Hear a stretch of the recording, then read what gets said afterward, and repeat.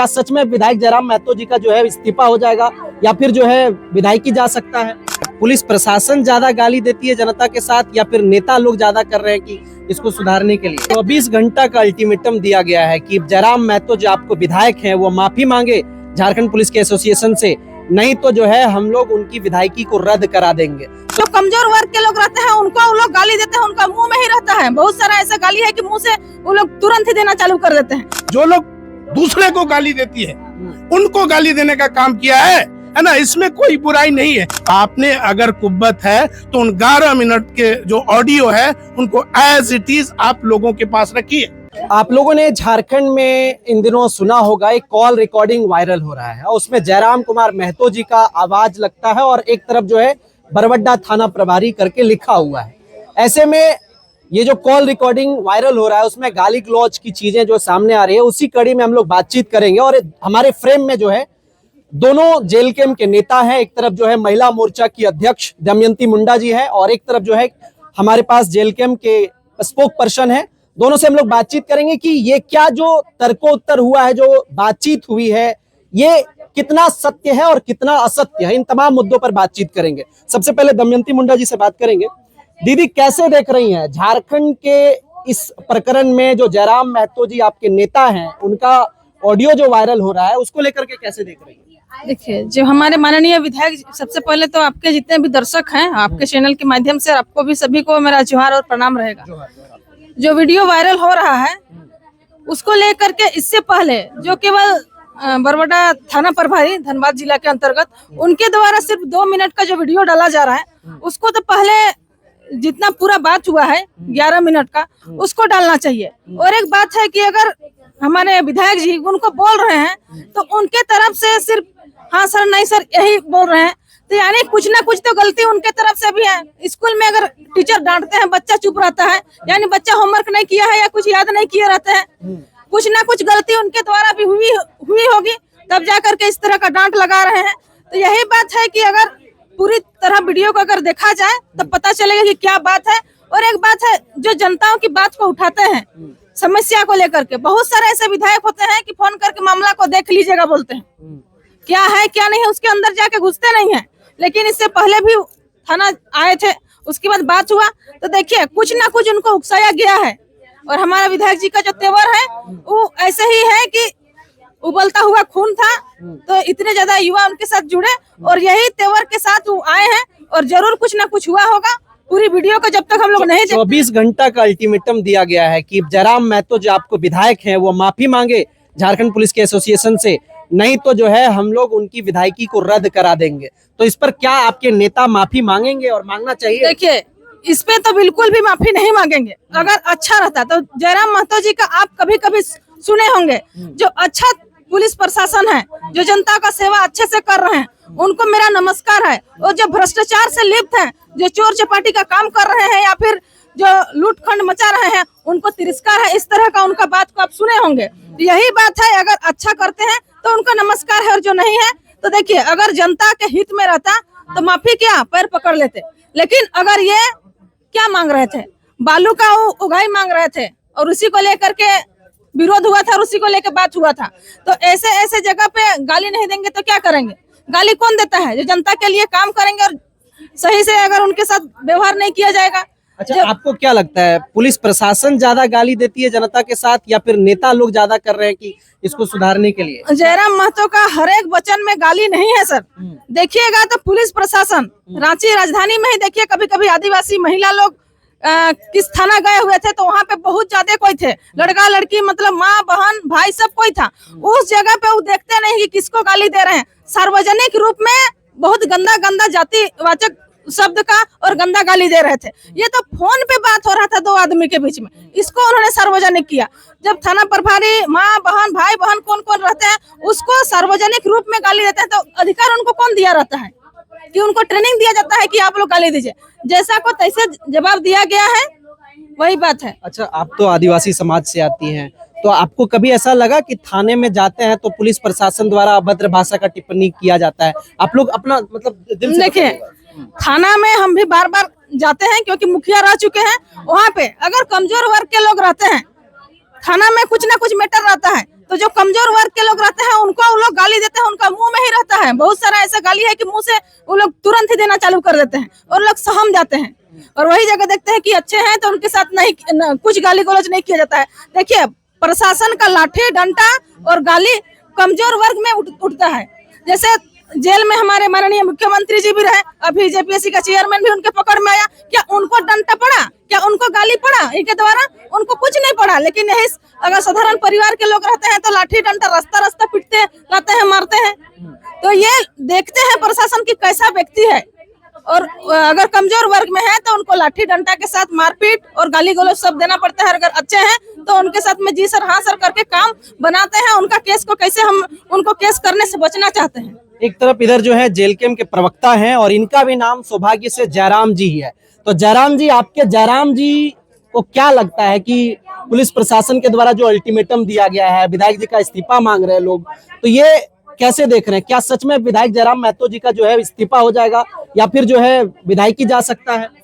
जोहार आपके सभी दर्शकों को और आपको भी मेरी ओर से बहुत बहुत शुभकामनाएं और एक क्रांतिकारी जोहार रहेगा। देखिए जिस तरह से ये ऑडियो प्रकरण हो रहा है पूरे झारखंड में नहीं बल्कि पूरे भारत में फैला हुआ है।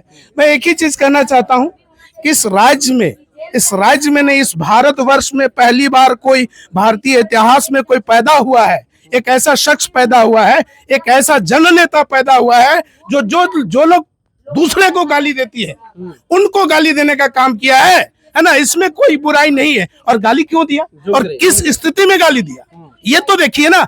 आपने 11 मिनट एक आधा घंटा उनको प्रवोक किया, उनको तरह तरह के प्रवोक किया। तो एक जन प्रतिनिधि को आप अगर प्रवोक करेंगे तो क्या वो फूल बरसाएंगे?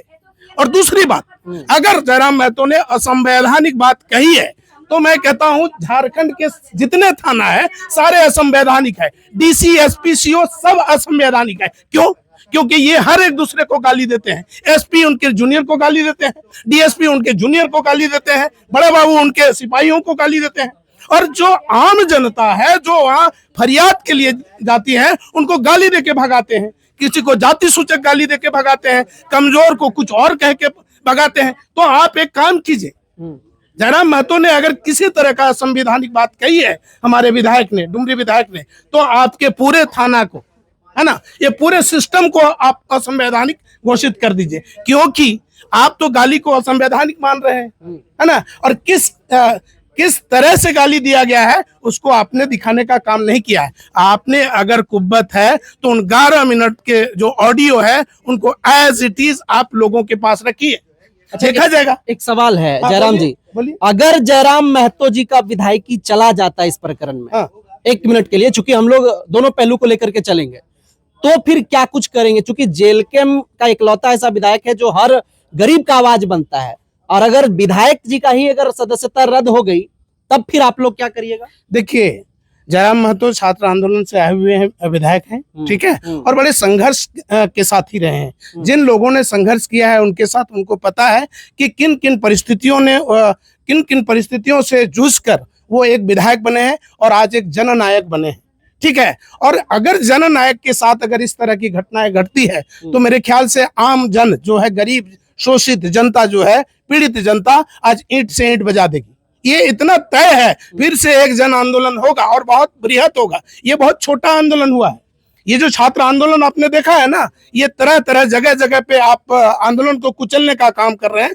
पब्लिक अब जान गई है। आप देख लीजिए, आपके कमेंट्स बॉक्स में देख लीजिए कितने भद्दी गालियां पुलिस को दे रहे हैं, किस तरह के आपके कमेंट्स बॉक्स में आ रहे हैं। किसी को पुलिस तो अच्छा नहीं कह रही है। अगर जयराम महतो जी ने अच्छा नहीं किया तो उनको भी अच्छा नहीं बोलेंगे ना, लेकिन वो प्रतिशत निकालिए, कितने प्रतिशत आपका पुलिस के प्रति नेगेटिव व्यवहार है लोगों का।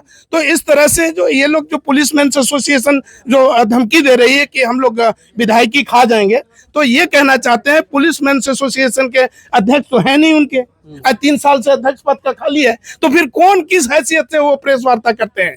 हाँ, तो उसका तो ये सारा लेटर हेड ही फर्जी है। हम तो कहते हैं सरकार को उसके ऊपर संज्ञान लेना चाहिए। एक फर्जी व्यक्ति पुलिसमैन्स एसोसिएशन का आकर के प्रेस वार्ता करता है और एक माननीय चुने हुए विधायक को आप उनकी विधायकी खाने की बात करते हैं। गजब का है। अरे पहली बार कोई विधायक पैदा हुआ है इस राज्य में आप लोग तो सब दिन लोगों को गाली देते थे, अब आपको गाली पड़ रही है तो आप तिलमिला उठे हैं, है ना। तो ये सांप के दुम में जब बैठते हैं ना भैया, तो सांप किस तरह से तिलमिलाता है। इसीलिए इसी तरह सरकार के सारी जो इकाई है वो तिलमिला के उठ रही है और तरह तरह के षड्यंत्र कर रही है। बाबूलाल मरांडी भी सपोर्ट कर दिए जयराम महतो जी का और लिखे हैं ट्वीट में कि जयराम जी सही किए हैं।